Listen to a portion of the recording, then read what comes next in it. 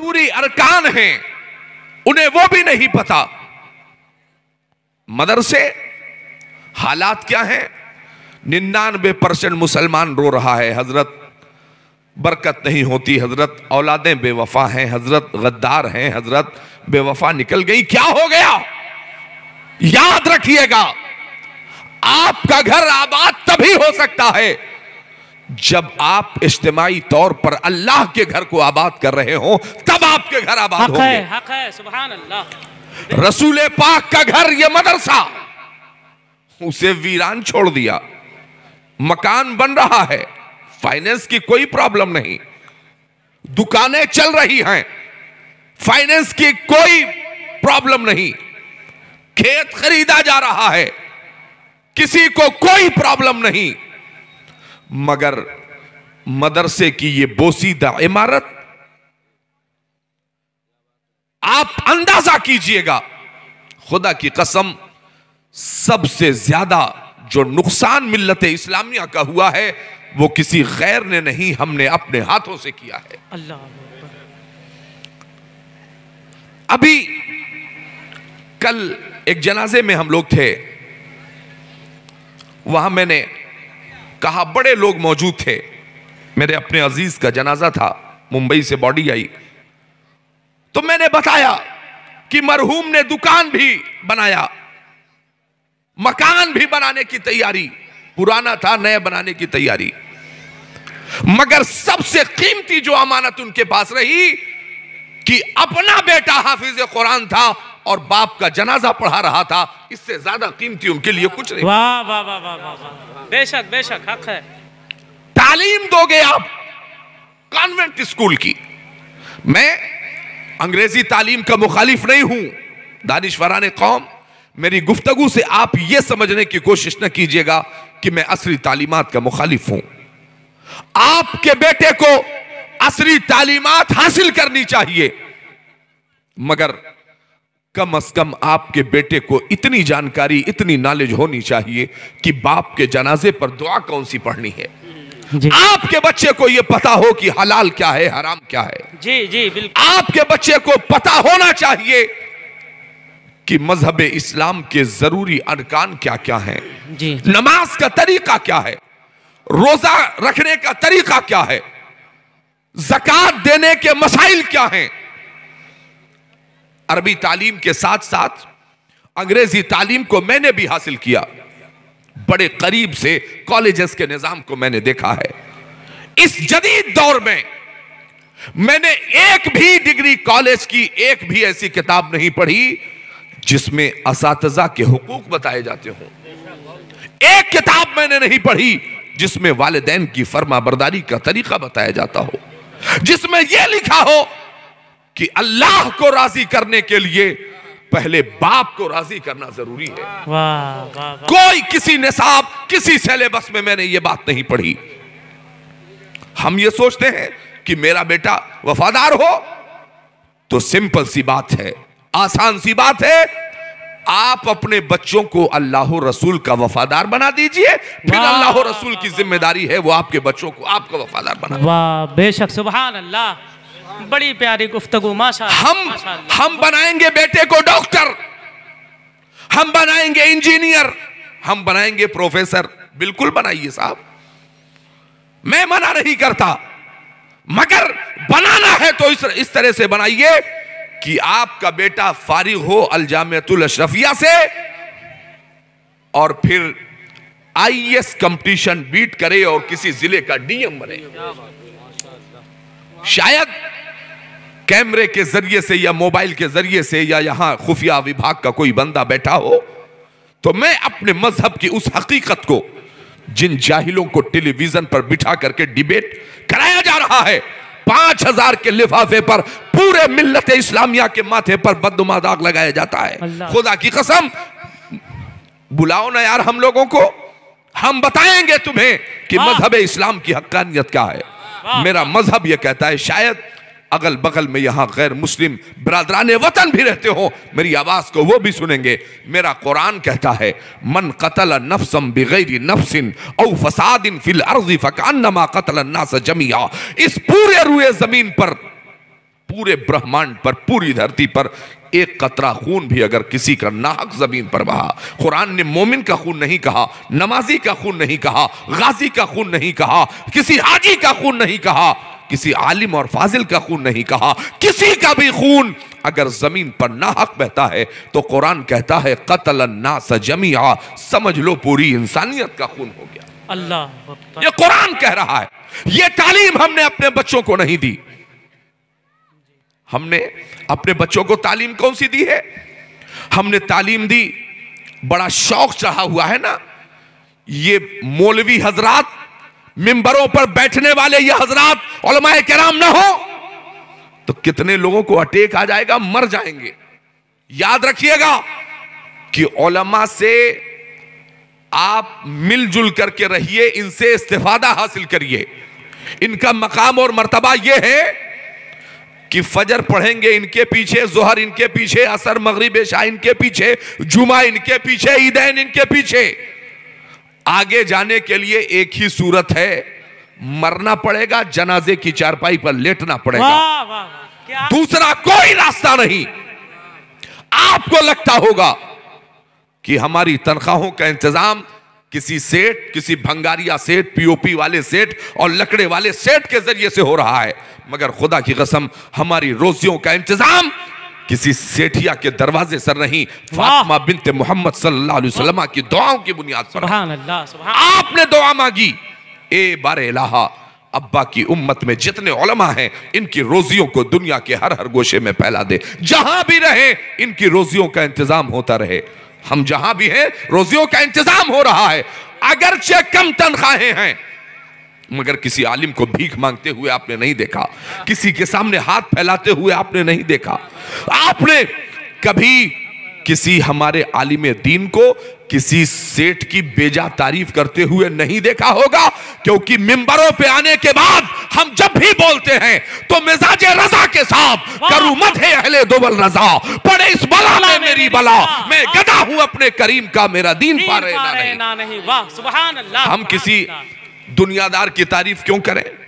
हम जब भी तारीफ करेंगे तो जनाबे अहमद मुख्तार की तारीफ करेंगे, अपने पैगंबर की तारीफ करेंगे, जिन्होंने हमें सोने जागने, उठने बैठने, जिंदगी से लेकर कब्र में जाने तक सारे मामलात और सारे हालात जिसने बताए हो, हम अपने उस पैगंबर की तारीफ बयान करेंगे। तो शौक चढ़ा लोगों को कॉन्वेंट स्कूल में भेजने का, बिलाशुबा कॉन्वेंट स्कूल में आपके बच्चों को जाना चाहिए, अंग्रेजी तालीम भी जरूरी है।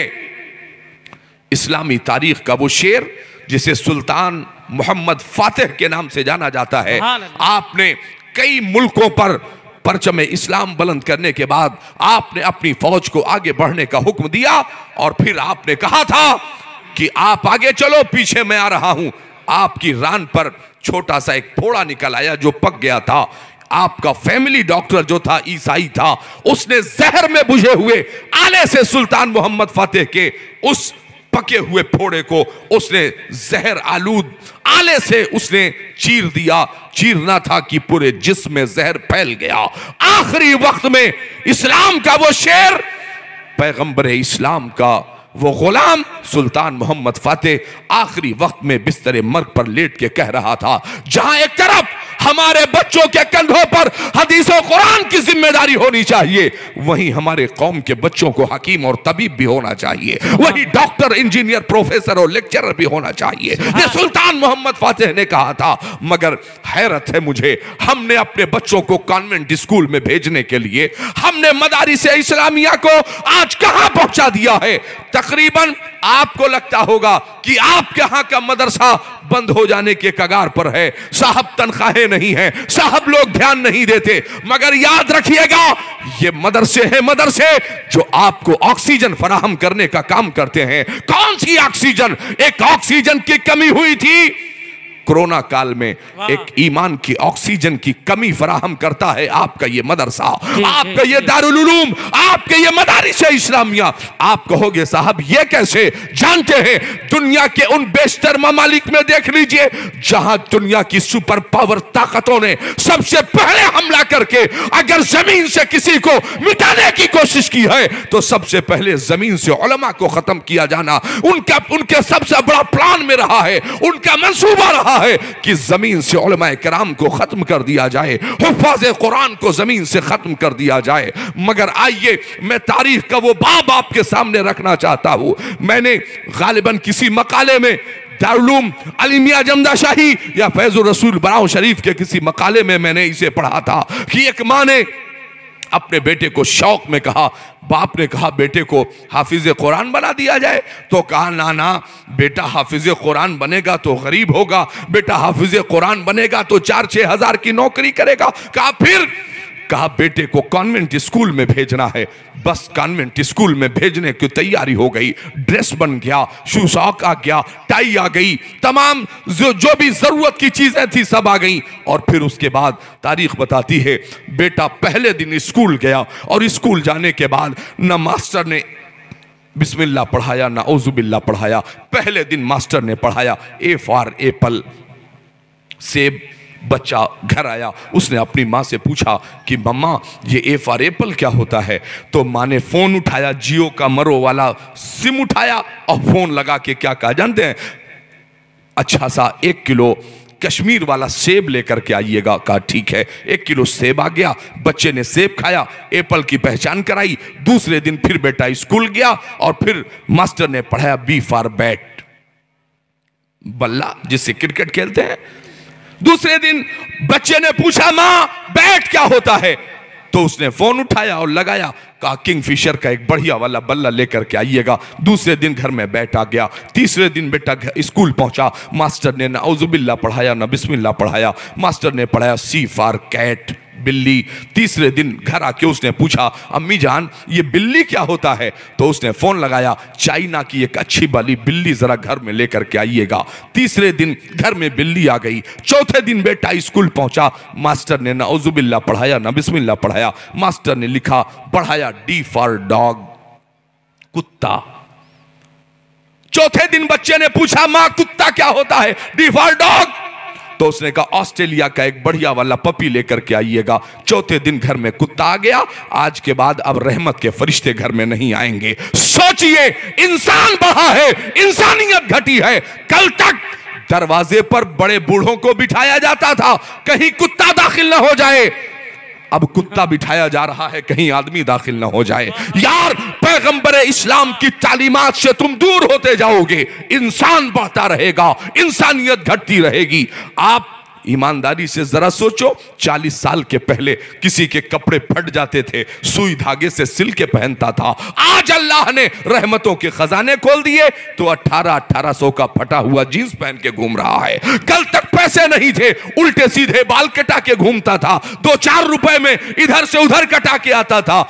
आज 400 रुपए देकर के गधों की तरह बाल कटा के घूम रहा है। और फिर पूछता है मुसलमान, हजरत हम तबाह क्यों हैं? हजरत हम जलील क्यों हैं? हजरत हम रुसवा क्यों हैं? सुनो, रुसवा इसलिए हो कि तुम होटलों पर बैठते हो, तुम्हारा जब बिरादरान वतन, जब तुम्हारा गैर मुस्लिम, जब तुम्हारे पड़ोस में रहने वाला गैर मुस्लिम तुम्हें देखता है कि कल तक अजान की आवाज पर यह भाग के मस्जिद जाता था, आज अजान की आवाज पर यह मोबाइल देख रहा है, 2020 और वर्ल्ड कप देख रहा है, यह मैच देख रहा है। जिस अजान की आवाज पर कुरान को बंद कर देने का हुक्म है, मुसलमान उस पर मोबाइल बंद करने के लिए तैयार नहीं है। इसलिए तुम जलील हो, क्योंकि पैगंबर इस्लाम के कानून को चोट पहुंचाया है तुमने, शरीयत मुतहरा को चोट पहुंचाया है तुमने। आज फलस्तीन में जुल्म हो रहा है, आज के चंद महीनों पहले बर्मा में जुल्म हो रहा था। हमारी कौम की बेटियां हाथ उठाती हैं और दुआ करती हैं, अल्लाह फिर से किसी भेज दे सुल्तान सलाहुद्दीन अय्यूबी को, दुआ की जा रही है, भेज दे किसी मोहम्मद बिन कासिम को, दुआ की जा रही है, भेज दे किसी खालिद इब्ने वलीद को।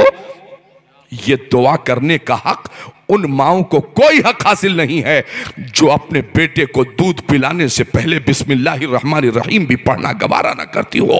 उन माओं को यह ख्वाब देखने का कोई हक हासिल नहीं है जो अजान की आवाज पर सर पे दुपट्टा रखना भी गवारा ना करती हो। याद रखिएगा, फलस्तीन की तारीख पढ़ करके सिर्फ रो मत, रो तो अपने किस्मत पर रो यार, कि तुम्हारे यहां अल्लाह ने दौलत दी है तो तुमने अपनी बेटियों को बाजार की जीनत बना के रख दिया है, मगर फलस्तीन की बेटियां कह रही हैं खबरदार, मेरे ऊपर छत गिर पड़ी है कोई बात नहीं, मैं फंसी हूं कोई बात नहीं, चंद घंटों में मर जाऊंगी कोई बात नहीं, मगर खबरदार हाथ न लगाना, गैर महरम हो तुम, हमें छूने की कोशिश न करना, हमें ऐसी मदद नहीं चाहिए जिसमें फातिमा ज़हरा की चादर पे दाग नजर आ जाए, हमें वो मदद नहीं चाहिए जिस मदद के पीछे तुम्हारी नजर कहीं और हो, हाथ कहीं और हो, तुम ये दिखा रहे हो दुनिया को हम तुम्हारी मदद के लिए आए हैं, ऐसी मदद हमें नहीं चाहिए। क्या सबक हासिल नहीं कर सकते हम?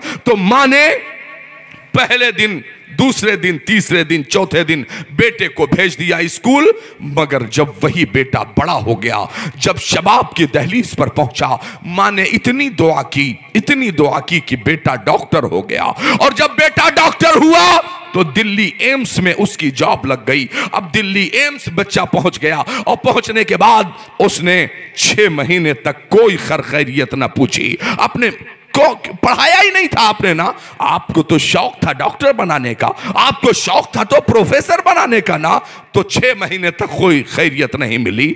अब अगर आखिरी वक्त में, मुसीबत के वक्त में कोई नजर आया तो सामने मदरसा नजर आया, मौलाना साहब बैठ के आना लाना दाता हारा पढ़ा रहे थे, पहुंच गई और सलाम करके पूछा, ये आना लाना दाता हमारे उलमा, आज तक मुझे वो याद है जो मैंने तामीर अदब में पढ़ा, और खुदा की कसम अगर अपने बच्चों को बदअकीदा होने से बचाना है तो अपने बच्चों को सबसे पहले मकतब की तालीम दे करके नूरानी तालीम और तामीर अदब पढ़ाना पड़ेगा। आपके बच्चों को यह पता हो कि हलाल क्या है, हराम क्या है, आपके बच्चे को पता क्या है, मुस्तफा का वफादार कौन है, मुस्तफा का गद्दार कौन है, आपके बच्चों को यह पता हो सहाबा की तालीमात क्या है। आज हम नबी की नात पढ़ें, हमसे सवाल होता है साहब कहां लिखा है, कहां से आपने इतनी तारीफ हो तौसीफ कर दी, हमसे ना पूछो, जनाबे हस्सान से पूछो ना। जनाबे हस्सान कहते हैं वाहसनु मिन कलम तरक़त आईनी वाजमलु मिन कलम तलिदिन निसा खुलिक़्ता मुबर्रअम मिन कुल्ली ऐबिन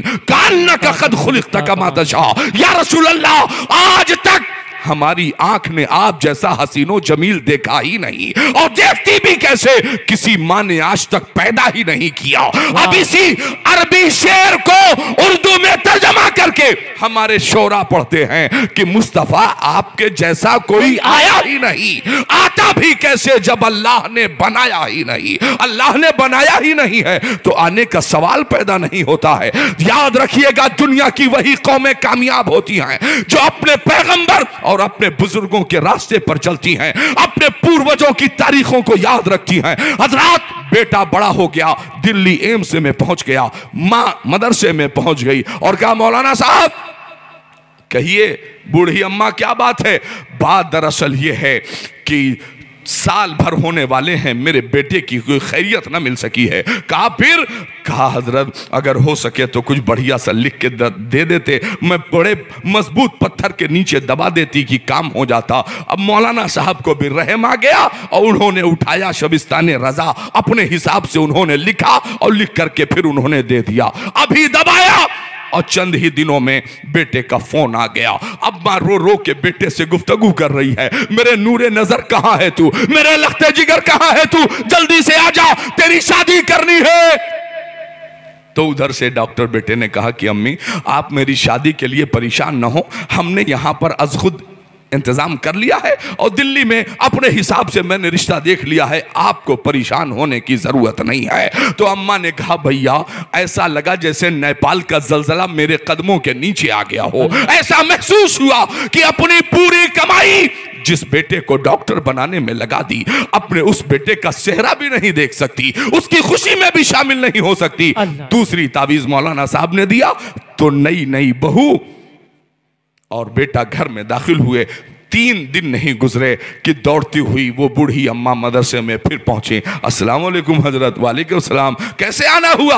कहा हजरत तावीज़ तो काम कर गई है, बिटवा तो हमारा आ गया है, बहू लेके आया है, मगर हजरत बड़ी प्रॉब्लम है। कहा क्या हो गया?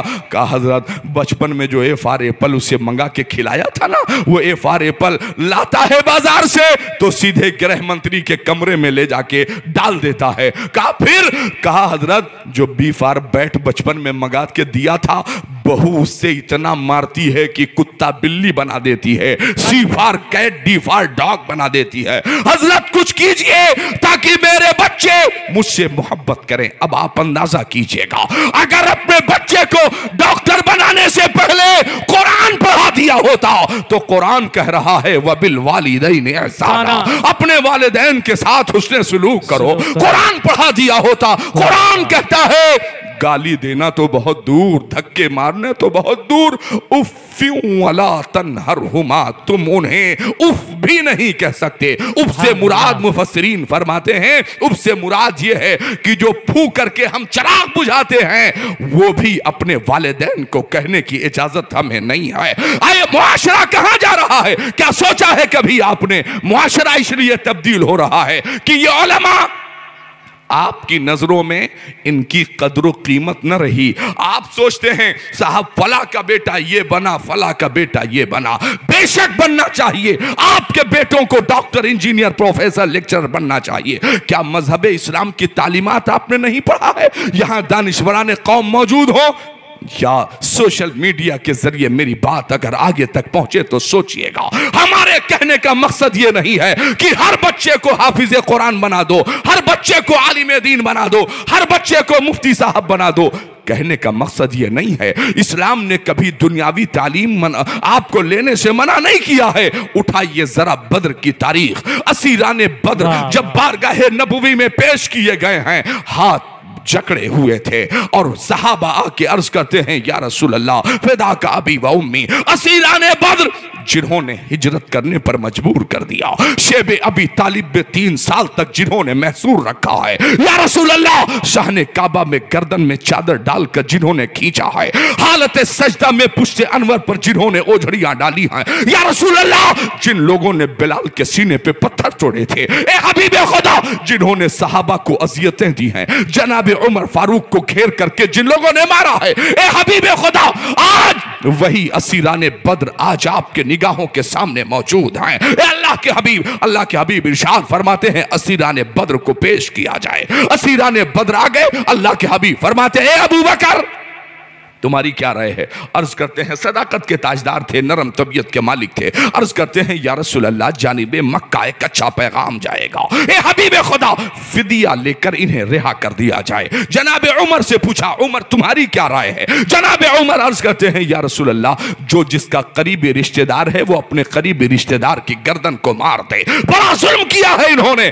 गर्म तबीयत के मालिक थे जनाब उमर। अर्ज करते हैं अल्लाह के हबीब नहीं, ए उमर आज तुम्हारी राय को नहीं, आज अबू बकर की राय को फौकियत दी जाती है। लाओ असीराने बद्र से कह दो फिदिया दे करके रिहाई हासिल करते रहे। तारीख बताती है लोग आते रहे, फिदिया देते रहे, रिहाई हासिल करते रहे। उनमें से चंद ऐसे लोग भी आए जो हर चमत्कार को नमस्कार करते थे, घुटने टेक दिए, हाथ जोड़ के कहा था ओ पैगंबर इस्लाम हमारे पास तो एक फूटी कौड़ी भी नहीं है, हम क्या दे। हज़रात यही वो जंग थी जिस जंग के बाद अल्लाह के हबीब ने, गैबदा नबी ने जनाबे अब्बास के बारे में कहा था ए चचा आप कह रहे हो आपके पास कुछ नहीं है, मगर बताइए जंग में आने से पहले क्या आपने अपनी बीवी को सोने की डली आपने नहीं दी थी? आपने अपनी बीवी से यह नहीं कहा था अगर मैं आ गया तो ठीक, अगर नहीं आया तो फला फला को कर्ज है दे देना? क्या आपने नहीं कहा था? जनाबे अब्बास की आंखें खुली, हाथ बढ़ाया, ए हबीबे खुदा जो गैब की खबरें रखता हो उसे ही तो अल्लाह अपना नबी बनाता है, आप अल्लाह के सच्चे नबी हैं, हाथ बढ़ाइए, मुशर्रफ इस्लाम हो गए। तारीख बताती है अजीजाने मिल्लत इस्लामिया लोग आते रहे, चंद ऐसे लोग भी आए जो हाथ जोड़ के खड़े हो गए, ए पैगंबर इस्लाम हमारे पास तो एक फूटी कौड़ी भी नहीं है, साइड में अलग खड़ा करा दिया। चंद मिनटों के बाद अल्लाह के हबीब फरमाते हैं लाओ उन असीराने बद्र को मेरी निगाहों के सामने पेश किया जाए जिनके पास एक कौड़ी भी नहीं है, एक दिरहम भी नहीं है, एक रियाल भी नहीं है। अर्ज करते हैं या रसूलल्लाह ये हाजिर हैं। सामने खड़ा किया गया। अल्लाह के हबीब इरशाद फरमाते हैं, सुनो, आज मैं तुम्हारे लिए सजा मुंतखब करता हूं। कदम डगमगा रहे थे, गर्दन मारी जाएगी, सलाखों में डाला जाएगा, हमसे काम कराया जाएगा।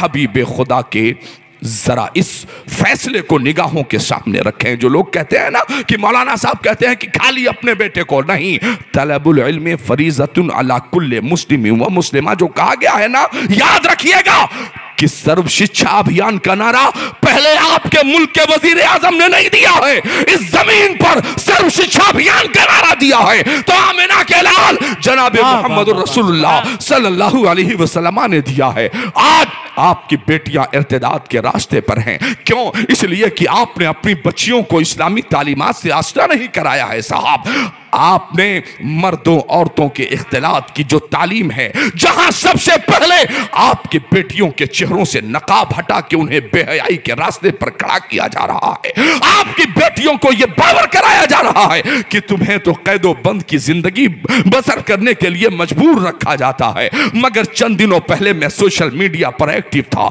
मैंने देखा, हैरत की इंतहा न रही। एक 18 साल की बेटी ने अपने जवान बाप से कहा था, अब्बा हुजूर एक 15,000 का मोबाइल ला करके दे दीजिए। बाप ने मोबाइल ला के दे दिया। बेटी ने कहा था, अब्बा हुजूर बस एक बार और मार्केट जाइए, नीचे कवर ऊपर स्क्रीन गार्ड लगा के ले आइए, 250 रुपए और खर्च होगा। बाप गया, लेके आया, हाथ में उलट पलट के देख रहा था, मुस्कुरा के कहा था बाप ने, बेटा ये ले ले। तो 18 साल की जवान बेटी ने पूछा था, अब्बा हुजूर 15,000 का मोबाइल लेकर आए, 250 और भी खर्च किया आपने, मगर आप अब मुस्कुरा क्यों रहे हैं? खैरियत तो है? कहा, बेटा जब से इसके नीचे मैंने कवर लगाया है, ऊपर से स्क्रीन गार्ड लगाया है, बेटा इस्लाम के निजाम को समझ लिया है मैंने, पैगंबर इस्लाम के कानून को समझ लिया है मैंने। कहा, अब्बा मोबाइल से पैगंबर इस्लाम का कौन सा कानून समझ लिया? तो कहा, बेटा कवर क्यों लगाया?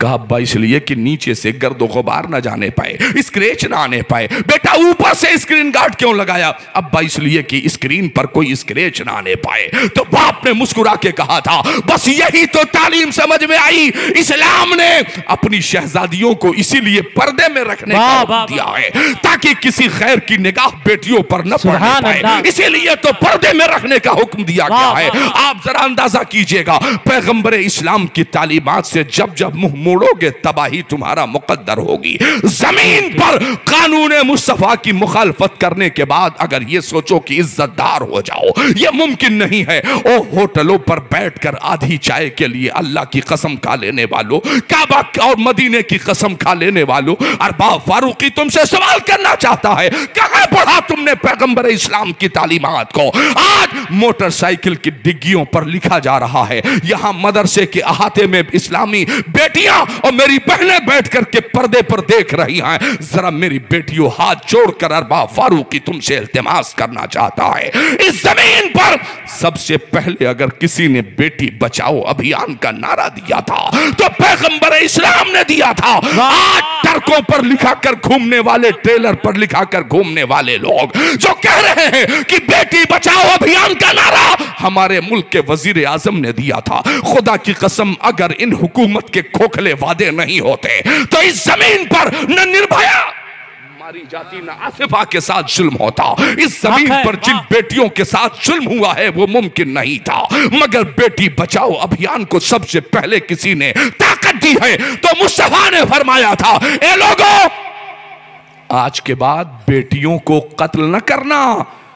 साहब अर्ज करते हैं, या रसूलल्लाह ये तो बड़ा पुराना जुर्म है, ये तो रिवाज में शामिल है, हम अपने हाथों से दफन करते थे। तो अल्लाह के हबीब इरशाद फरमाते हैं, आज के बाद दफन न करना, इसलिए कि हर पैदा होने वाली बेटी अपने बाप के लिए रहमत है, रहमत। पहले सबसे अगर किसी ने दफन की जाने वाली बेटियों को रहमत के लक़ब से मुलक़ब किया है तो हम सबके पैगंबर ने किया है। हमने तो पैगंबर इस्लाम की तालीमात को जमाने के सामने बताया नहीं, हमने पैगंबर इस्लाम की तालीमात को लोगों तक पहुंचाया नहीं। हमें यह बताना पड़ेगा कि इस रूए जमीन पर काले कलौटे समाज के साथ, दलित और पसमानदा तबकात के साथ सबसे पहले अगर किसी ने इंसाफ किया है तो आमिना के लाल ने मुल्क हबश से आने वाले काले कलौटे बिलाल हबशी के हाथ को पकड़ा है और खाने काबा की छत पे चढ़ा के मुअज्जिनों का इमाम बना दिया है। सबसे पहले अगर किसी ने कमजोरों को ताकत दी है तो पैगंबर इस्लाम ने अता की है।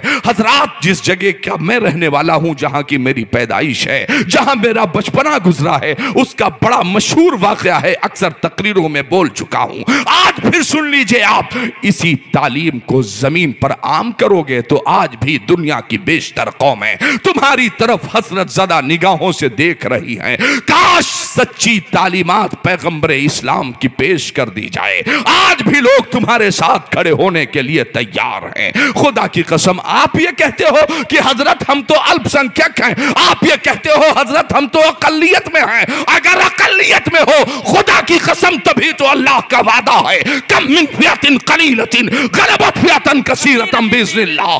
बारहा हमने कम लोगों को ज्यादा लोगों पर गालिब किया है, मगर शर्त यह है तरीका मेरे महबूब का होना चाहिए। निज़ाम मुस्तफा क्या होगा, यह निगाहों में तुम्हारे होना चाहिए। हजरात, उस जगह की तारीख में आपको बताऊं, एक जो मस्जिद है कटरा में जो आज भी मौजूद है मगर अब काफी खूबसूरत बना दी गई है, छोटी सी मस्जिद, और उस मस्जिद के बाहर बरगद का पेड़, और उस बरगद के पेड़ के नीचे आराम करते थे तमाम रिक्शेवान, मुसाफिरीन, आने जाने वाले लोग नीचे बैठ करके आराम करते थे।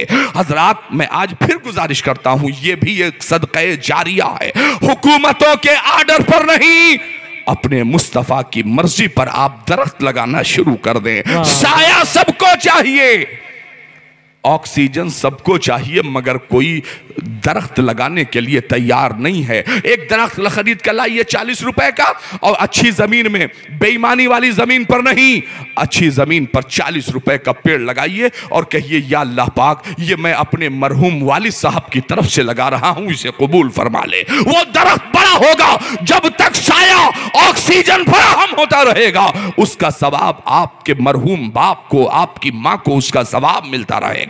हजरात, तो तारीख बताती है कि उस पेड़ के नीचे सारे रिक्शेवान आराम से बैठ करके, और दोपहर की कड़ी धूप में, धूप की तमाजत होती थी, तो पेड़ के नीचे बैठ करके वो आराम किया करते थे। बस एक दिन ऐसा हुआ, अजान हुई, सारे रिक्शेवान नमाज पढ़ने के लिए अंदर चले गए। आज भी बहुत अच्छा काम इलाहाबाद की सरजमीन पर और उस अतराफ में बहुत अच्छे जिम्मेदार उलमाए कराम और नई नस्ल के जो हमारे उलमा बड़ी बड़ी दरसगाहों से फारिग होकर के आ रहे हैं। खुदा की कसम, अब तो उन्होंने काम शुरू किया है, अब तो चंद सालों में आपको रिजल्ट देखने को मिलेगा। बस ये कारी नसीरुद्दीन साहब किबला हैं, इन्हें पहचानने की कोशिश कीजिए। इतने जागरूक और इतने बाकमाल शख्स हैं, जहां भी रहे इन्होंने तारीख रकम की है। आपसे भी कह रहा हूं, अपने उलमा के वकार को कम मत कीजिए, अपने उलमा का ख्याल रखना शुरू कीजिए। चाहे वो मकतब का आलिम हो, चाहे वो जामिया का आलिम हो, चाहे वो दारुल उलूम का आलिम हो, वो आपकी निगाह में छोटा बड़ा हो सकता है, मगर शरीयत की निगाह में नाइबे मुस्तफा है, शरीयत की निगाह में वारिसे अंबिया है। और वारिसे अंबिया ये छोटा मोटा लकब नहीं है साहब, नाइबे मुस्तफा ये छोटा मोटा लकब नहीं है। जमीन पर अंबिया का वारिस होना ये छोटी बात नहीं है। सुबह कयामत तक ये सिलसिला चलता रहेगा। हजरात, तो सारे मुस्लिम रिक्शेवान नमाज पढ़ने की गरज से अंदर चले गए। कहां? मस्जिद में, कटरा की मस्जिद में चले गए। और जब मस्जिद में पहुंच गए तो गैर मुस्लिम रिक्शेवान ने देखा तो उसने कहा, लानत है यार हम पर कि ये इतने कट्टर लोग सब के सब नमाज पढ़ने चले गए और हम हैं कि यहाँ आराम कर रहे हैं। उसने भी रिक्शा घुमाया और माबूदा ने बातला की परस्तिश के लिए चल पड़ा। अभी गया 10-20 रुपए का सामान खरीदा। उस गुर्बत के दौर में, मेरे बचपन का जमाना था, मेरे वालिद मोहतरम पुलिस फोर्स में थे, उन्होंने बताया। जब मैं बड़ा हुआ, आज भी बताते हैं इस वाक़े को, और फिर मेरे ईमान और अकीदे की खेती हरी हो जाती है। काश यही तालीमाते मुस्तफा जमीन पर आम कर दिया जाए। आज भी लोग आपको सीने से लगाने के लिए तैयार हैं। हजरात, उसने थोड़ा सा सामान लिया और लेकर के अभी पहला कदम अंदर रखना ही चाहता था, मगर अंदर से आवाज आई, हाँ हाँ खबरदार, अंदर आने की इजाजत नहीं है। उसने पूछा क्यों? कहा जो लाए हो यहां रख दो, वापस चले जाओ, इस जगह को नापाक न करना, अपवित्र न करना। दिल टूट गया, और जब दिल टूटा तो तेजी के साथ रिक्शा घुमाया। जोहर की नमाज खत्म हो चुकी थी और खत्म होने के बाद सारे रिक्शेवान और सारे नमाजी तेजी के साथ मस्जिद से बाहर निकल रहे थे। बाहर निकले तो गैर मुस्लिम रिक्शेवान ने अपने रिक्शा चलाने वाले दोस्तों को रोका और रोकने के बाद उसने कहा भैया एक बात तो बताइएगा, क्या हो गया? कहा भैया एक बात बताओ, जब मस्जिद के अंदर तुम लोग दाखिल होते हो तो यार एक बात बताओ, अलग से कोई वजू बनाने की जगह है? कहा नहीं तो। कहा यार नमाज पढ़ने के लिए कोई अलग जगह है? कहा नहीं। कहा कुछ टैक्स दे करके मस्जिद में जाना पड़ता है? कहा बिल्कुल नहीं। कहा यार एक बात बताओ कि एक ही जगह? कहा हाँ यार वही तो एक जगह है, विधायक विधायक मंत्री संतरी से चौराहे पर कंधे से कंधा ना मिला पाऊं अलग बात है, मगर यही तो एक जगह है जहां एक ही सफ में खड़े हो गए महमूद और अयाज, ना कोई बंदा रहा ना कोई बंदा नवाज। यार यही तो जगह है जहां कंधे से कंधा। और साहब जानते हो किसी विधायक की हैसियत भी नहीं है कि अगर वो देर में आया है तो हमसे कह दे ठेला वाले भैया जरा पीछे चले जाओ। किसी मुफ्ती की हैसियत भी नहीं है जो ये कह दे कि भैया पीछे चले जाओ। किसी आलिम की हैसियत नहीं है जो ये कह दे कि भैया पीछे चले जाओ। तो कहा यार न तुम टैक्स देते हो ना अलग से वजू का पानी का। हाँ 3 लीटर से कोई अमीर बनाएगा तो हम भी बना सकते हैं, 5 लीटर से कोई अमीर बनाएगा तो हम भी बना सकते हैं, अगली सफ में अमीर खड़ा होगा हम भी खड़े हो सकते हैं। तो कहा यार अगर बात इतनी अच्छी है तो फिर ऐसा करो ना कि अपने मौलाना साहब से जो आपके बड़े वाले हजरत हैं, कहा हाँ बड़े वाले हजरत से यार अगर मुलाकात करा देते तो बहुत अच्छा होता। कहा कोई बात नहीं है चलो मुलाकात करा देते हैं।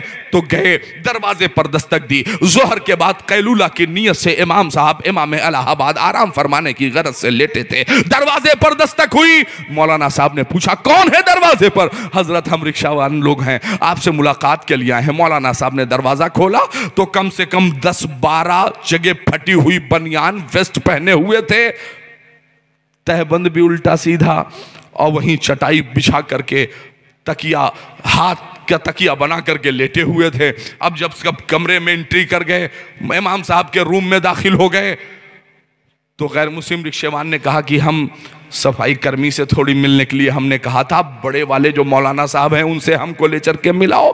तो मुस्लिम रिक्शेवानों ने कहा बेटा गलत फहमी ना पालो, इतना पावर है इनके पास कि अगर ये रुकू में चाहे तो 72 बार सुभान रब्बिल अजीम पढ़ा दें, किसी की हिम्मत नहीं है कोई मना कर दे। अगर ये बात इनके समझ में आ जाए तो ये फजर में सूरह रहमान पढ़ा दे, सूरह यासीन पढ़ा दे, सूरह मुल्क पढ़ा दे। इतना पावर है कि कोई इनसे पूछ भी नहीं सकता कि हजरत का है इतनी बड़ी सूरत इतनी छोटी काहे पढ़ा दिए। कहा बेटा इनका पावर ना देखो, सबसे बड़े वाले यही तो हैं। तो कहा अच्छा ठीक है, अगर बड़े वाले यही हैं तो मौलाना साहब एक बात जानने के लिए आया हूं। अभी चंद लम्हों पहले मैं माबूदा ने बातला की परस्तिश के लिए गया था, हुजूर वाला मुझे दरवाजे से उन्होंने धक्के मार के बाहर कर दिए। कहा फिर? कहा हजरत एक बात बताइए, अगर कबूल इस्लाम करके मैं मुशर्रफ इस्लाम हो जाऊं तो क्या मुझे बराबरी का मौका मिलेगा, मसावत का दर्जा मुझे मिलेगा? तो इमाम इलाहाबाद ने कहा बेटा याद रखना, अगर तुमने शरीयत के जरूरी मसाइल जान लिए, बेटा अगर शरीयत मुतहरा का जो तकाजा है अगर तुमने पूरा कर दिया तो मसावत की बात करते हो, बराबरी की बात करते हो। मेरी गैर मौजूदगी में बेटा तुम मुसल्ले इमामत पे भी भेजे जा सकते हो, बेटा तुम्हें नमाज पढ़ाने का मौका भी फराहम किया जा सकता है। बेटा यहाँ ऊंच नीच नहीं, यहाँ छोटा बड़ा नहीं, यहाँ काला गोरा नहीं, यहाँ अरबी अजमी नहीं, ये पैगंबर इस्लाम का कानून है। यहाँ जमीन पर मसावत के पैगाम बहाए जाते हैं। अच्छा मौलाना साहब अगर बात ये सही है तो फिर देर न कीजिए, देर कल करे सो आज कर, आज करे सो आप, अभी इसी वक्त मौलाना साहब मुझे मुशर्रफ इस्लाम कीजिए। मौलाना साहब ने हाथ बढ़ाया, कोई पैसा तो लगना नहीं था, मौलाना साहब ने हाथ बढ़ाया, मुशर्रफ इस्लाम किया। जिम्मेदारी खत्म नहीं हो गई, लड़ाई खत्म नहीं, अब यहां से शुरू।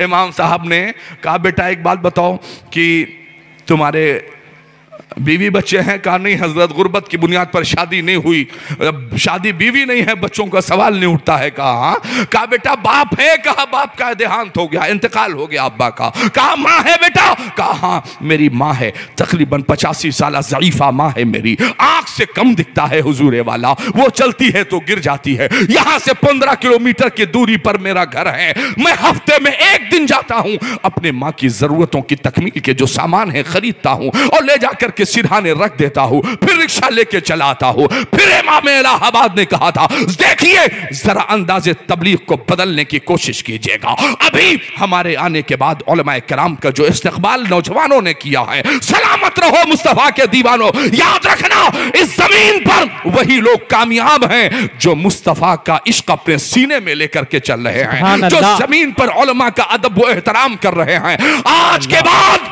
मैं कोई बाबा तो नहीं, जो बाबाओं की लाइन लगी हुई है ना, मैं कोई बाबा तो नहीं, नीले वाले बाबा, पीले वाले बाबा, बड़े बाल वाले बाबा, कुटिया वाले बाबा, जिन बाबाओं की दुकान अपनी नहीं चली वो पूरे कौम को आज लाए हैं कि साहब ये तावीज बना देंगे, ये हो जाएगा।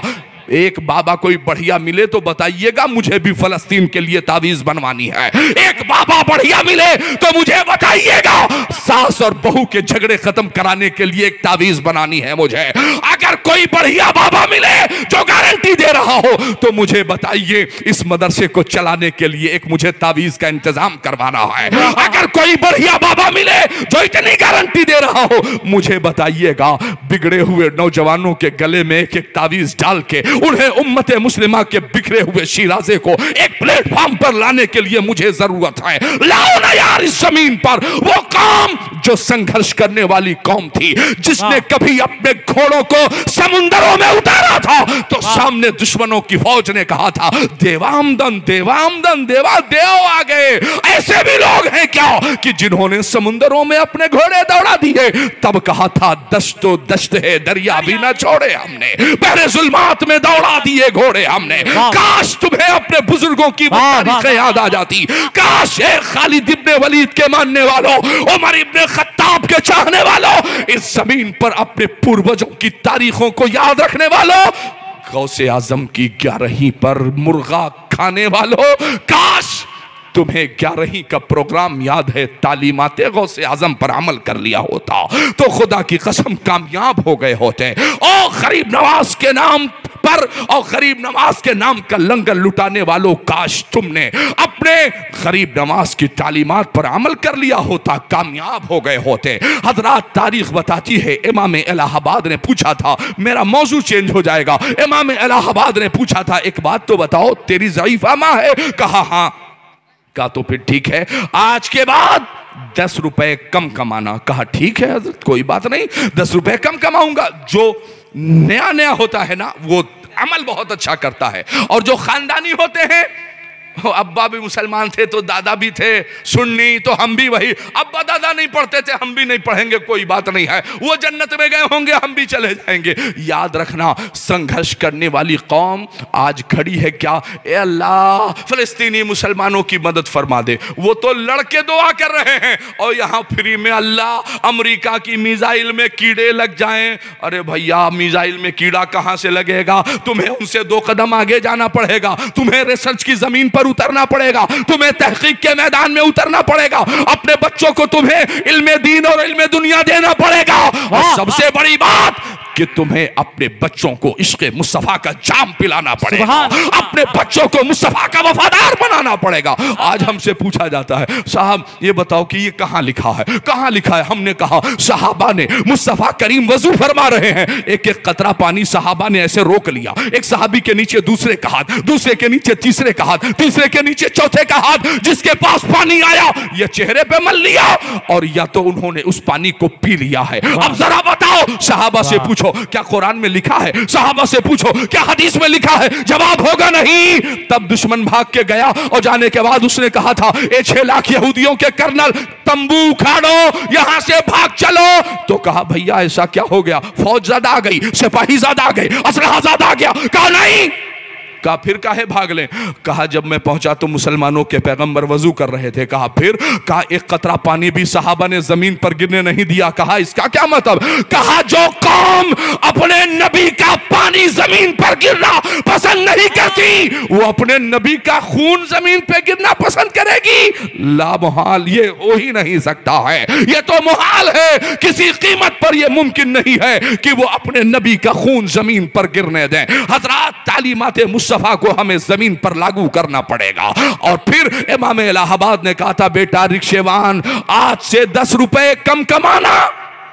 मगर माँ की खिदमत हर रोज करने के लिए घर चले जाना। अब 1 दिन गया, 2 दिन गया, 3 दिन गया, यहां मुसलमान अपने माँ की खिदमत, मुसलमान अपने बाप की खिदमत करने को तैयार नहीं। क्या कहेंगे? अरे हजरत जितनी हक बात है वो तो हमारा कीमत पर बोलेंगे। अरे तुम ही हक बात बोलते हो खाली भैया, हक बात उफ़्यूं वला तनहरुमा, कितनी हक बात बोलोगे? उफ भी कहने की इजाजत नहीं। साहबी ने पूछा या रसूलल्लाह अगर वो जालिम हो? फरमाया हाँ हाँ जालिम हो, जालिम हो, जालिम हो, फिर भी तुम्हें खामोश रहना है, उन्हें जवाब नहीं देना है। हजरात अब जरा गौर कीजिएगा कि कदम कदम पे वो रुसवा जरूर होता है जो अपनी माँ की दुआओं से दूर होता है। गरीब बच्चा तुम्हारी नजर में कुछ भी नहीं मगर किसी की निगाहों का नूर होता है। यार माँ उसका बेटा चाहे काला हो या गोरा, चाहे अमीर हो या गरीब, माँ अपने बेटे को शहजादे की हैसियत से देखती है। हजरात अब 1 दिन रिक्शेवान आया, 2 दिन आया, 3 दिन आया, हफ्ते भर आया तो हफ्ते भर इंतजार करने वाली उस ज़ईफा गैर मुस्लिमा औरत ने पूछा था कि ए मेरे शहजादे एक बात तो बताओ, ये तुम रोजाना खैरियत तो है? तो कहा माँ अब देर नहीं करना चाहता, बात जो सच है उसे सुन लीजिए। कहा बेटा क्या है? कहा माँ पहले मैं किसी और मजहब को मानता था, अब मजहब इस्लाम कबूल कर लिया है मैंने। कहा बेटा क्या गजब किया? कहा हाँ माँ बात दरअसल ये है। कहा फिर क्या हुआ? कहा माँ सबसे पहले मेरे इमाम ने ये कहा अगरचे तेरी माँ गैर मुस्लिमा है मगर है तो तेरी माँ, उसके बतन से पैदा हुआ है तू, उसकी खिदमत के लिए हर रोज चले जाया कर, 10 रुपए कम कमाना मगर माँ की खिदमत के लिए बेटा हर रोज चले जाना। बस इतना कहना था। रात की तन्हाई में रात तीसरे पहर में दाखिल हो रही थी। उस रिक्शेवान का बयान है कि मेरी माँ ने मेरी कलाई को पकड़ा और अपनी बूढ़ी लाठी को अपने हाथ में लेकर के खड़ी हो गई और फिर दरवाजे की तरफ चलने लगी। मैंने पूछा था ए माँ कोई जरूरत है क्या, कोई हाजत है क्या? तो माँ ने कहा था नहीं बेटा कोई हाजत नहीं है। कहा फिर कहां जा रही हो? रात है माँ, 2-2:30 बज रहे हैं, कहां जा रही हो? तो उस तारीखी जुमले को जरा सुनिएगा।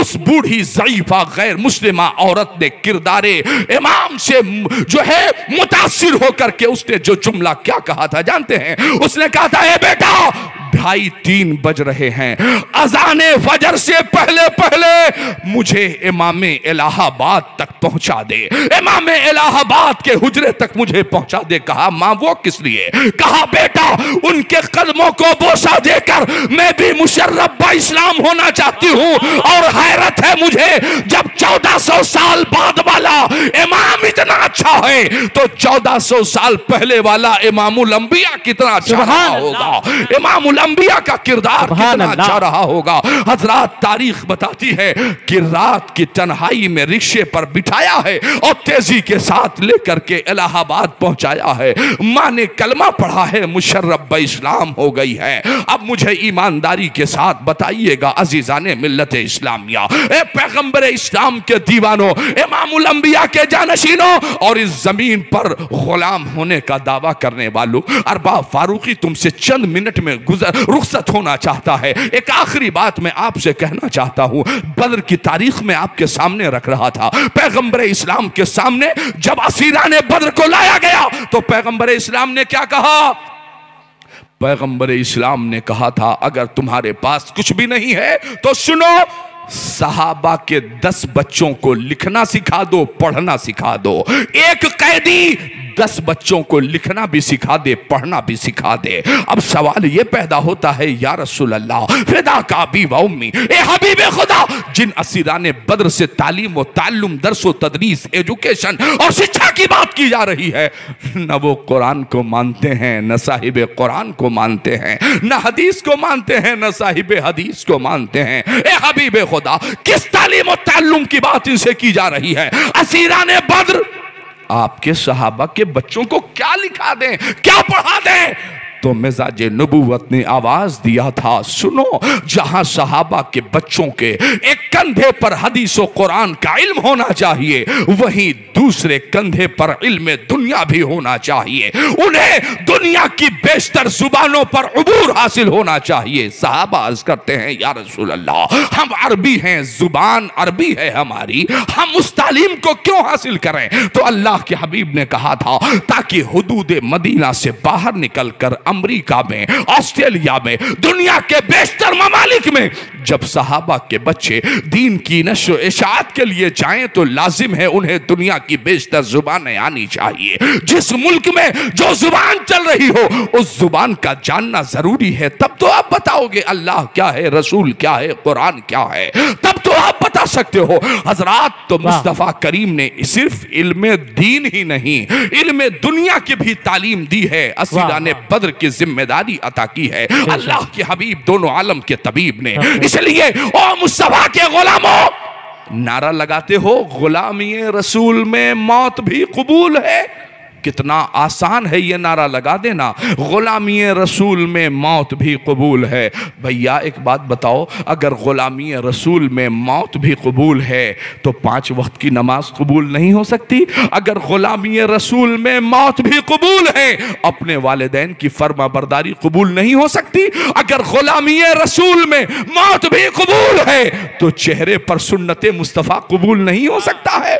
अगर गुलामी रसूल में मौत भी कबूल है तो क्या रिश्वत से, सूद से तौबा नहीं किया जा सकता है? आप ईमानदारी से बताना, ये जो 57 मुस्लिम ममालिक बैठे हुए हैं सबकी जुबानें खामोश हैं। 1400 साल पहले हबीब खुदा ने कहा था सूद के करीब भी न जाना, रिश्वत के करीब भी न जाना। क्यों कहा था? इसलिए कि पता है पैगंबर इस्लाम को आने वाले दिनों में ये यहूदो नसारा तुम्हें सूद देंगे, तुम्हें रिश्वत देंगे, तुम्हें पैसा देंगे, उसके बदले तुमसे वो सूद की रकम वसूल करेंगे। नहीं दे सकोगे तो उनके दबाव में तुम्हें रहना पड़ेगा, उनके प्रेशर में तुम्हें काम करना पड़ेगा। और यही हो रहा है। उन्होंने कर्जे दिए हैं, सूद समेत वापसी भी हो रही है और कहा जा रहा है हाँ खबरदार बोलना मत वरना पूरा पैसा पहले ला करके दे दो।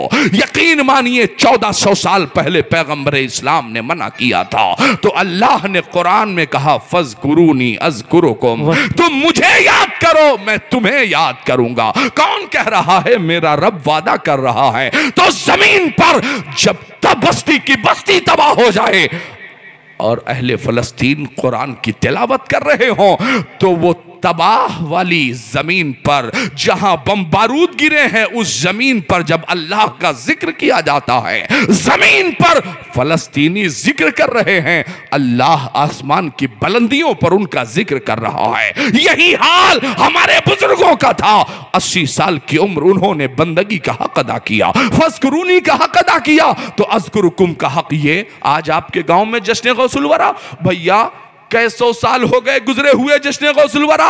कल की जहां तारीख है जश्न गौसुल वरा, परसों की जहां तारीख है जश्न गौसुल वरा, पूरे महीने माह रबीउल गौस।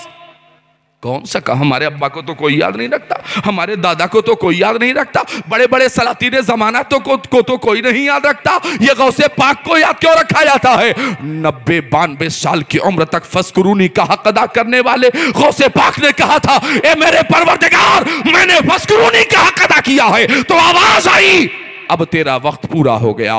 पूछा था ए परवरदिगार फज़कुरूनी का हक तो मैंने अदा कर दिया, अब जब फज़कुरूनी का हक अदा करने के बाद दुनिया से चला जाऊंगा तो क्या काम खत्म? आवाज आई नहीं, अज़कुरुकुम का सिला ये रहेगा, तुम रहोगे बगदाद में मगर जिक्र पूरी दुनिया में होता रहेगा। रहोगे, अज़कुरुकुम का सिला ये होगा बच्चा बच्चा नारे गौसिया बुलंद करता रहेगा, नारे गौस बुलंद होता रहेगा। हजरात, तो यहाँ जितने अफराद बैठे हैं मैं सबसे गुजारिश करना चाहता हूँ पलटिए, आइए अपने असल दीन की तरफ आइए। अपने मदरसे के लिए थोड़ी थोड़ी सी रकम आप इकट्ठा करना शुरू कीजिए, एक कमेटी तश्कील दीजिए और इस नियत से तश्कील दीजिए कि मेरा घर है मगर ये रसूलुल्लाह का घर है। इस नियत से इकट्ठा हो जाओ, अपने नौजवानों को मस्जिदों की तारीफ रग़बत दिला दो, अपने नौजवानों को अजान की आवाज हो तो अहाते में बैठी हुई बहनों से माओं से अपील है कि अपने बच्चों को मस्जिदों की तरफ भेजना शुरू कर दीजिए। यहां जो लोग बैठे हैं आपसे मैं कहना चाहता हूं कि नमाजों की पाबंदी, दरूद मुस्तफ़ा कसरत के साथ और खास तौर से अस्सलामु अलैका अय्युहन नबिय्यो व रहमतुल्लाहि व बरकातहू, अगर 100 मरतबा दिन में आपने ये पढ़ना शुरू कर दिया, मौत के वक्त इतनी आसानी होगी जैसे आप सोने में राहत महसूस करते हो ऐसे ही रूह रूह निकाली जाएगी तो आप आराम के साथ दुनिया से जाओगे। और यही काम किया है इमाम अब्दुल वहाब शारानी ने। दौरे मुस्तफा के ज़ाहिरी दौर के 900 साल के बाद पैदा हुए हैं मिस्र की जमीन पर इमाम अब्दुल वहाब शारानी। और फरमाते हैं मैं बैठा होता था अपने मिस्र के कमरे में और बैठ करके मैं कहता था अस्सलामु अलैका अय्युहन नबिय्यो व रहमतुल्लाहि व बरकातुहू। तो इमाम अब्दुल वहाब फरमाते हैं रुफ़िअल अर्ज़ु बैनी व बैनका कब्र नबी सल्लल्लाहु अलैहि वसल्लम कि तमाम हिजाबात मेरे कमरे से लेकर के तुरबते मुस्तफा तक के तमाम हिजाबात हटा दिए जाते थे। मैं तुरबते मुस्तफा को भी देखता था और रुखे बज़ुहा की ज़ियारत भी करता था। सुभान अल्लाह। अस्सलामु अलैका अय्युहन नबिय्यो व रहमतुल्लाहि व बरकातुहू। ये पढ़ना शुरू कर दीजिए 100 मरतबा दिन में। सलाम करना सुन्नत, जवाब देना वाजिब। जब 50 साल पहले दफन होने वाला मुर्दा जवाब देता है आपके कब्रिस्तान में तो सोचो तुम अपने गांव से सलाम करोगे तो मदीने से पलट के इंशाअल्लाह जवाब आएगा। तू कहेगा या नबी, आवाज आएगी हाँ उम्मती, हाँ उम्मती। कहेंगे और नबी इज़हबू इला गैरी, मेरे हुजूर के लब पर अना लहा होगा। अल्लाह तबारक व तआला हम सभी लोगों को जश्न गौसुल वरा में जितने अफराद ने शिरकत की है अल्लाह सबको हवादे साथ ज़माना से महफूज व मामून फरमाए। चूंकि मेरे बाद अभी बाबू सद्दाम, बाबू नफीस सब लोगों को पढ़ना है। अल्लाह ताला इन सब के पढ़ने को जो मैंने बोला है इसे अल्लाह पाक कबूल फरमाए। दौरान गुफ्तगू, दौरान खिताब कोई ऐसा जुमला निकला हो जो नाजेबा रहा हो, मैं सबको इज्तिमाई तौर पर गवाह बना करके तौबा करता हूँ। अस्तगफिरुल्लाह रब्बी मिन कुल्ली ज़ंबी व अतूबु इलैहि सुब्हानल्लाहि व बिहम्दिही सुब्हानल्लाहिल अज़ीम व बिहम्दिही अस्तगफिरुल्लाह। जरा सी बेउसूली से कद्दावर टूट जाता है, कभी थोड़े से पानी में शनावर डूब जाता है। कहाँ भागे चले जाते हो तुम सब जानिबे मगरिब, वहां सूरज भी जाता है तो जाकर डूब जाता है। हुजूर के रास्ते पर आइए, इंशाअल्लाह कामयाबी वहां है।